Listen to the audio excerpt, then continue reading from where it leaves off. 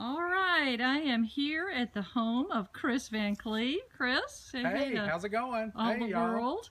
And we are looking at, Chris is the Redneck Rosarian, and he is a rose expert, especially in the state of Alabama. And he is going to give us a little bit of information about this rose right here.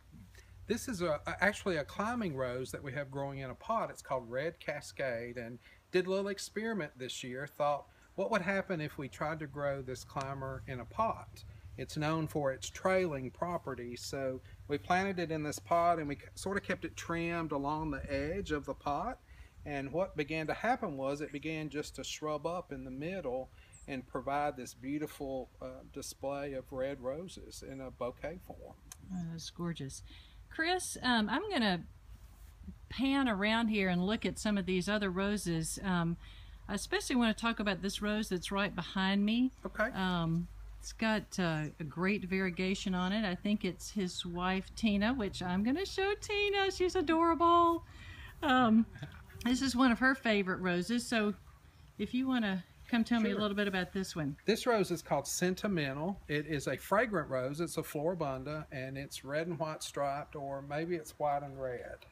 I'm not really sure, but it's beautiful.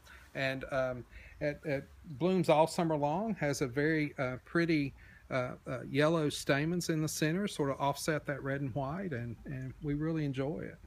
Okay, Chris, you were telling me a little bit about some trouble you were having with it to begin with and what made the difference with that? Well, in the beginning, we had lots of disease issues with this rose, a lot of black spot, and you know, part of our maintenance routine is to keep our beds clean and to also use a very good soil.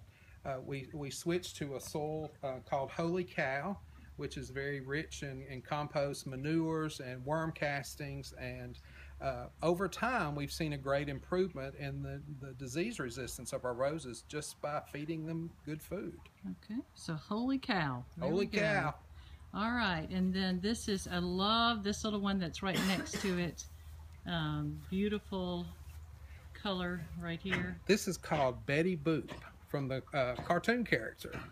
And it's another floribunda that we love. Sort of has a much different look and feel to it than the Sentimental bloom, but it's another one that blooms constantly throughout the growing season, and we love having it in the garden. The bees seem to love it too, so glad to have our pollinators here loving on our roses just as much as we do. Definitely. I'm going to do a quick pan around here so everybody can see how pretty your garden is with all the roses and how many roses you have packed in here. Is there any particular rose before we sign off here that you want to tell me about? Well, let's look at this yellow here. Okay. This is a rose that's probably my favorite yellow rose in the garden. And I'll snip a cutting of it here so you can get a good shot of it. It's called Golden Celebration. That's gorgeous. Has about 120 fragrant petals. Wow. And you would think that it wouldn't bloom very often. We get about 3 or 4 flushes of blooms of this rose. It's a David Austin introduction. Wow. And it's very fragrant. I just have to put my nose in it. Okay, there we go. Yeah. Oh, great. Well, thank you, Chris, so much for giving us a quick little tour of your garden. Yeah. And we'll put this on YouTube so folks can come back and see it later. Thank you.